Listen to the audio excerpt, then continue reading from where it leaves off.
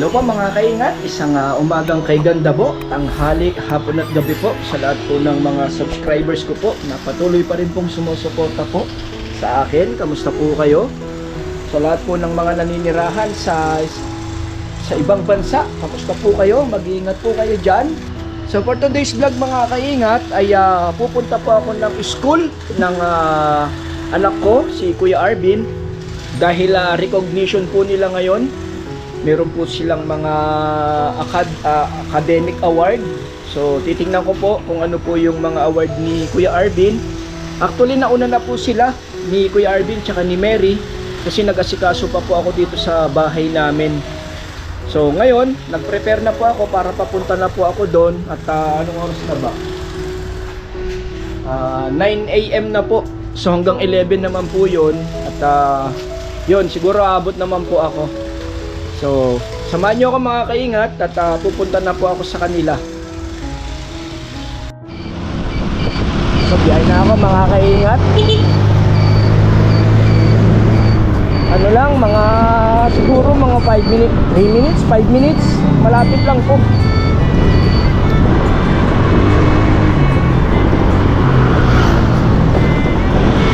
Hanggang 11 AM po kasi yung ano nila eh, yung recognition nila.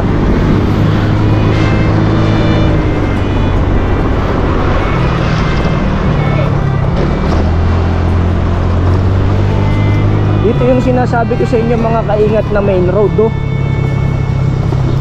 going to Novaliches Bayan. Ayan, traffic eh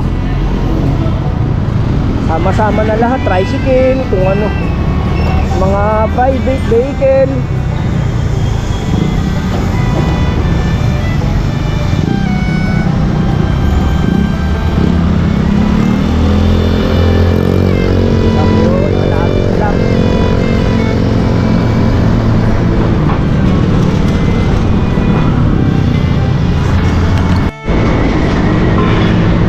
Na ako mga kaingat, 2 minutes lang pala biyahe ko. Hindi matraffic dito ngayon kasi hindi siya rush hour.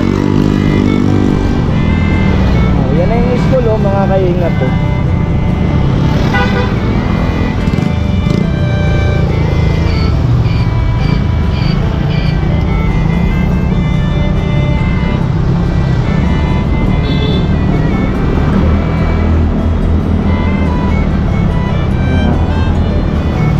Ito na yung school.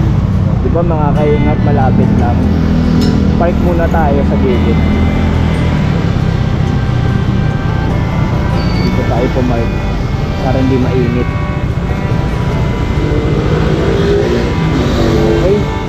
Okay. Ano muna ako, tanggal helmet. So mga kaingat, nandito na ako sa school ni Kuya Arvin. At okay na, nailak ko na yung mga helmet. So pasok na ako mga kaingat. School nila Kuya Arvin Pagka gumraduate si Kuya Arvin, kasama rin siya dyan sa sa mga tarpaulin na yan.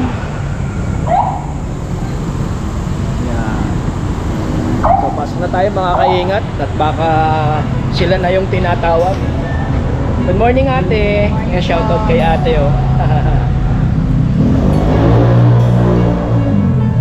Tapos bukas si Kuya Bon naman. Kuya Bon naman yung merong award.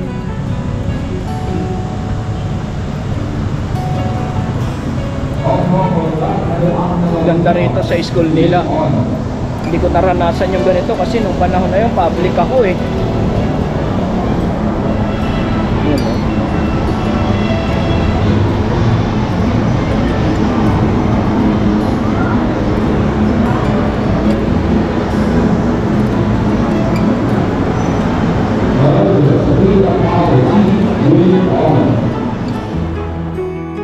So yan mga kaingat, ina-awardingan yung may mga with honors, tsaka may mga awards sa mga Olympics ng mga school. So nakita ko na si Mary kung nasaan.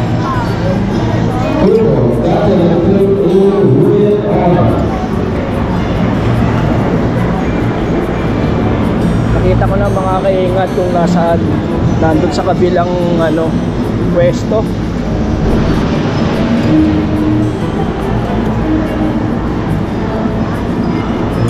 na dinala yung ano ko, yung camera ko, mabigat.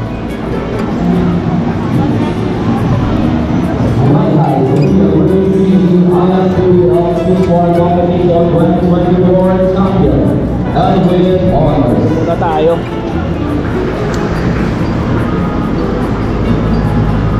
Ayan. Recognition Day 2024. So marami rin mga student tsaka mga parents na Walmart Christian Car C with honor.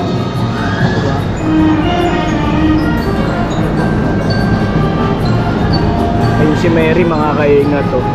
Tapos ito, kaibigan namin, kapitbahay namin, anak niya with honors din.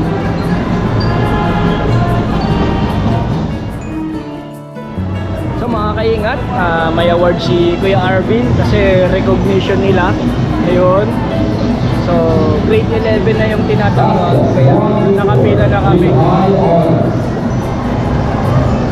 Dalawa yung award mo, Kuya. Yan si Mary tsaka si Kuya Arvin. Me. Ayan.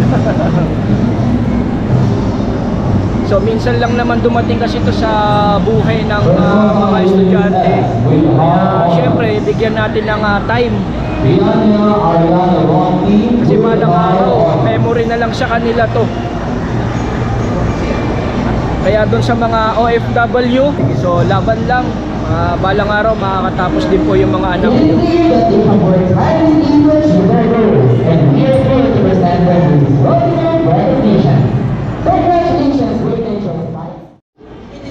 rider English category, third place. Fernando Juan Carlos C. Division Meet 2024. So kami na yung susunod, mga kaingat. Dami, oh. Ocampo Andrea May D. First runner-up.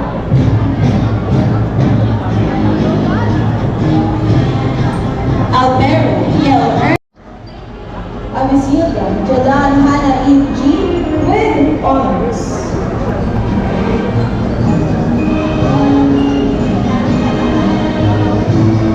Balansal Prince Adrian J. TV Broadcasting Filipino overall ranking champion. Best video editor, first place with honors. So yan mga kaingat to, medal ni Kuya Arvin. Isang achievement to ng parents para masabi mo na sulit yung pinagtatrabahuan namin. Diba? Marami na yan, simula pa nung elementary, high school. Tsaka si Kuya Bon, mga kaingat, meron din po siya bukas. Bukas naman siya merong award. With honors din siya, no? Ilan medal niya? Di ba dalawa? Isang certificate, isang medal, tsaka yung champion po sila sa basketball, mga kaingat. With honors.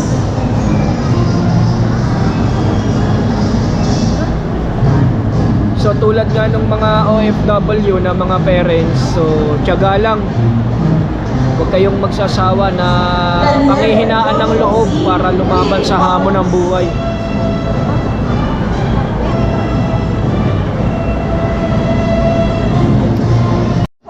So ito mga kaingat, best friend to ni Arvin.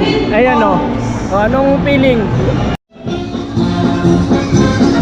So classmate kasi ni Arvin, mga ano po sila, mga kaingat, varsity sila ng basketball dito, grade 12.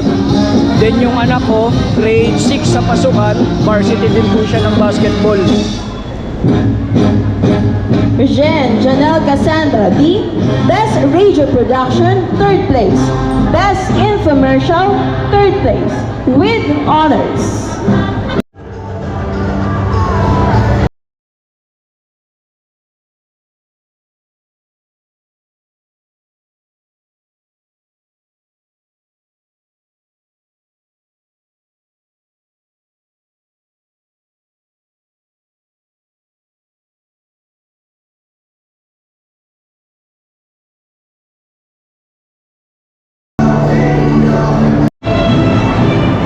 Kaingat, tapos na yung recognition day ni Kuya.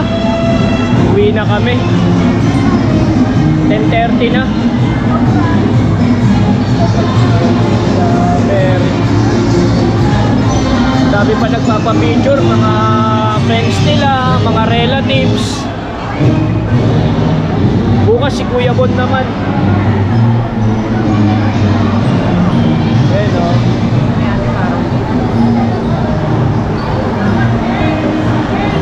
Uwi na kami para makapagpahinga na si Mary tsaka ako kasi may pasok pa po. Yun. Congrats po. Nasaan si ano? Sa paingat-ingat. Bye-bye. Hindi po. Parents po nung kasama niya sa basketball team noon.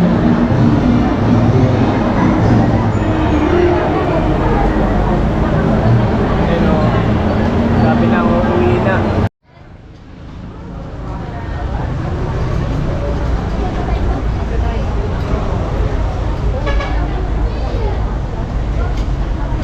Ito na kami sa front gate. Bye, te. Thank you.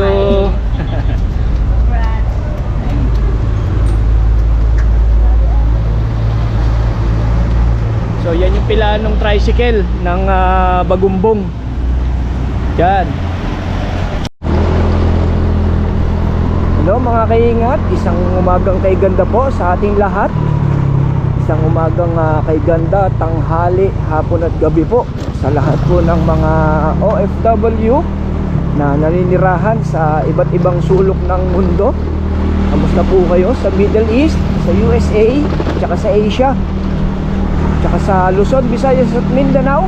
Good morning po. So nakakatuwa mga kaingat, no, na yung pinaghihirapan ng isang magulang, meron kang nakikita na kung tutuusin, bonus na po sa amin yun. Nakakataba ng puso na nakikita mo at umakyat ka sa stage na kahit papaano kahit hindi mo sila masyadong nakikita dahil sa trabaho, meron nakikita kang achievement sa mga anak mo. So bonus na po sa atin yun, lalo na sa mga OFW na patuloy pa rin pong nagtatrabaho. Alam naman natin yung iba inaalagaan yung hindi nila anak dahil nasa ibang bansa para meron pang paaral sa anak nila. So kamusta po kayo? Mag-iingat po kayo dyan. Patuloy lang po yung laban natin sa buhay dahil kung hindi naman din po tayo kikilos, wala rin po, di ba mga kaingat? At sa mga Luzon, Visayas at Mindanao, so kamusta po kayo? Mag-iingat po tayong lahat at mainit pa rin po sa atin. Nagkakaroon na po ng water outbreak dahil sa init. So for today's vlog mga kaingat ay uuwi lang muna ako saglit sa bahay namin. Doon po talaga sa bahay namin dahil magpapakain lang po ako ng mga ibon. After nun, uwi po ako. Tapos susunod na lang po ulit ako sa school kasi ang call time nila Bon is 8 AM in the morning. So siguro mga 9 nandun na ako. Kaya kailangan walang sasayangin na oras. Siguro mga kaingat ang vlog ko is mix na lang, wala na siyang specific. Tsaka sa pamilya, ganun, 'di ba? Family, mga araw-araw na gawain, charity, kasi minsan mga kaingat, may mga nadadaanan ako sa daan na, 'di ba, accidentally na nadadaanan ko na yung iba hirap na hirap sa buhay, naghihikaos. Minsan yung iba hindi pa kumakain. So random na lang mga kaingat kung may madadaanan po tayo, 'di ba?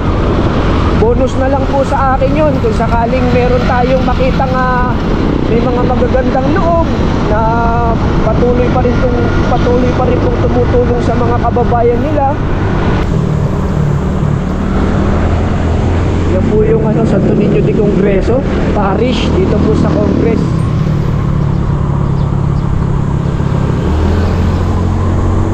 Ganda rito oh. Marami nagja-jogging dyan sa may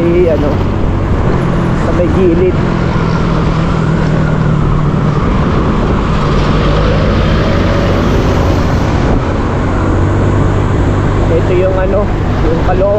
National Science, Caloocan National Science and Technology High School po yan.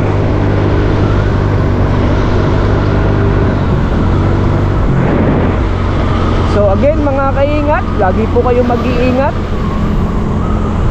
At dahil sa na-experience namin ni Mary na karamdaman niya, mag-iingat po kayo sa mga kinakain nyo.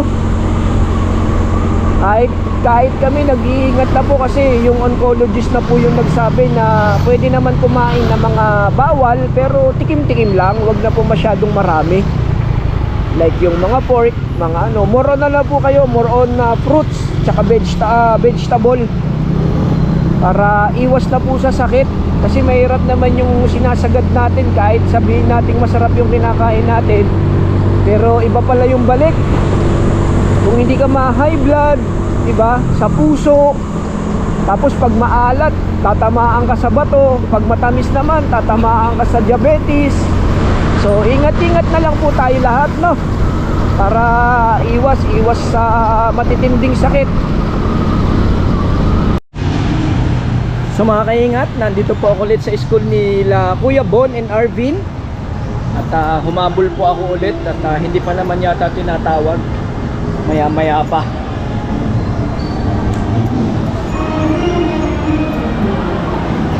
Nasaan kaya si Mary? Joshua Mateo M.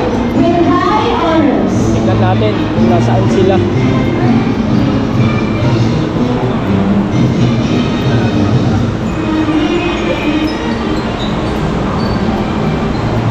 Habol tayo ulit.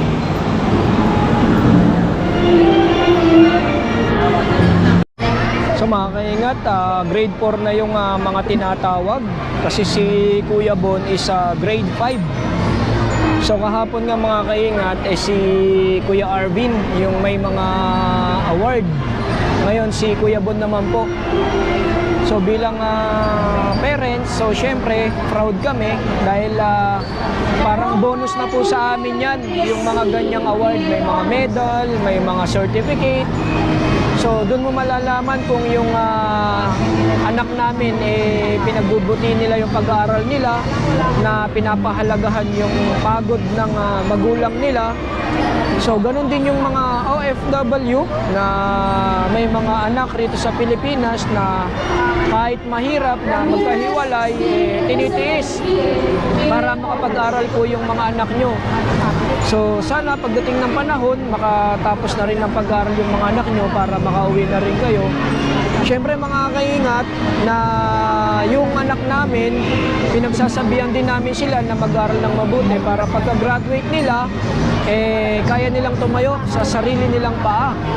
Kasi hindi naman lahat tayong mga magulang forever dito. Mawawala rin tayo sa kanila na pagdating ng panahon na hindi sila inaapi-api dahil nga nakatapos sila na pag-aaral. So hindi lahat mga kaingat nakakapagpaaral ng anak, no, dahil sa hirap ng buhay ngayon. Pero syempre lahat kayang tiisin, kahit igapang pa natin para alam nyo na, dahil yun lang yung magiging natin yung reward ba, yung hindi natin sila pababayaan hanggang makaalis sila sa poder natin. So pagka natapos na sila, so mayroon na sila sariling pamilya, yung napag-aralan nila or yung parang na-experience nila bilang isang anak at magulang kami, gagawin din sa anak nila yon. So yan mga kaingat, maraming salamat sa patuloy na suporta at maya-maya tatawagin na si Bon. So may mga medal sila Kuya Bon at saka si Kuya Arvin. So inintay na lang po namin tawagin kasi grade 4 pa lang po yung tinatawag. Yan, no? So tatlo na yung pinag-aaral namin mga kaingat, si Kuya Arvin, si Bon, at saka si Kirk. Si Kuya Arvin, mga kaingat, isa grade 12 sa pasukan. Tapos si Kuya Bon is grade 6. So graduating silang dalawa. Tapos si Kirk, isa in-enroll na rin po namin ng kinder. So sa pasukan, papasok na po siya pero hindi dito, sa ibang school. Kasi magka-college na si Arvin kung sakasakali, medyo mabigat para sa amin na pagsabay-sabayin silang tatlo. College, grade 6, tsaka si Kurt. So yun, pero kaya naman mga kaingat sa tulong ng Panginoon, kakayanin. With honors.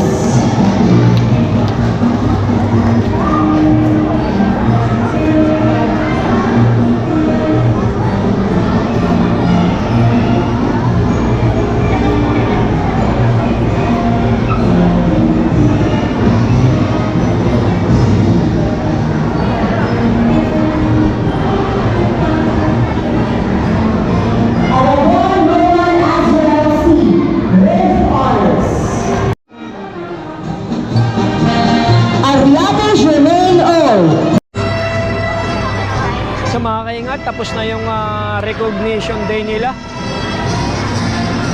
So uwi na kami ulit at prepare naman pagpasok sa trabaho. So kailangan bigyan natin ng time yung anak natin pag ganito. Kasi memorable sa kanila to minsan lang to. Sana? Yan si Bon, mga kaingat to. Kamay nga naman. So uwi na kami mga kaingat at naghihintay pa sila Kirk. Eskwela. Yung bunso niya kapatid dun mag-aaral. Saan lilipat? Eskwela din sa Pia. Oh? Varsity siya dun Lilipat na siya, Eskwela de Sofia? Oh? Nakuha daw kasi sa varsity na basketball. Pero kakampi niya rito yan. Hindi. So natapos mga kaingat ng 11 a.m.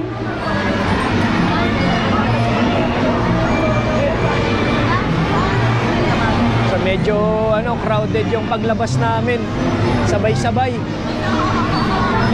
Dapat may gate na malaki.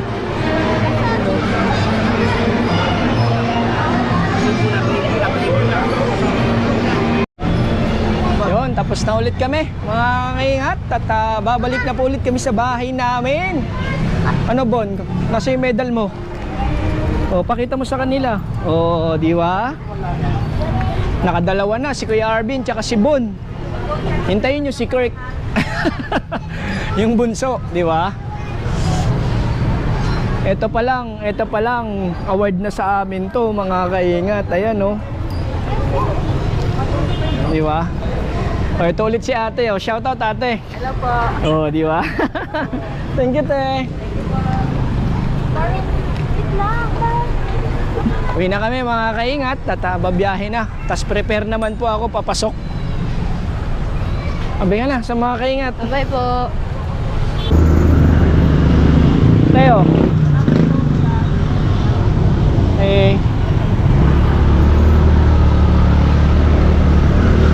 Pambili man lang ng tubig mga kaingat no. Kawawa naman si nanay.